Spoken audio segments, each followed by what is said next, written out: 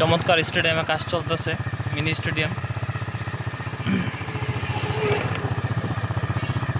এটা হচ্ছে যুব ক্রীড়া মন্ত্রণালয়ের কাজ চলমান আছে।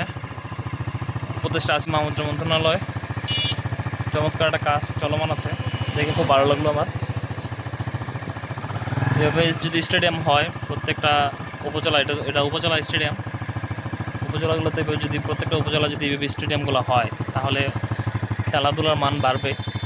সেক্ষেত্রে যারা স্টুডেন্ট আছে তারাও লেখাপড়া করবে, লেখাপড়ার পাশাপাশি খেলাধুলা করবে। হ্যাঁ, এটা আসলে খুবই তাদের একটা হবে, ভালো হবে। এবং যুব সমাজ খেলাধুলা নিয়ে ব্যস্ত থাকলে এই মাদকদ্রব্য থেকে বা নেশা জাতীয় এই জিনিস থেকে অনেক দূরে থাকবে, খারাপ কাজ থেকে দূরে থাকবে।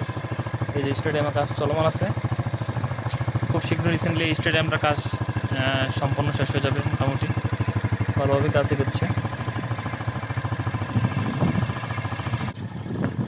এই যে স্টেডিয়ামের কাজ মোটামুটি প্রায় শেষের দিকে, এগুলো হয়ে গেলেই হ্যাঁ, এই দর্শকের যে গ্যালারির কাজ চলমান সেগুলো হয়ে গেলে মোটামুটি স্টেডিয়াম মাঠের কাজ চলমান শুরু হবে।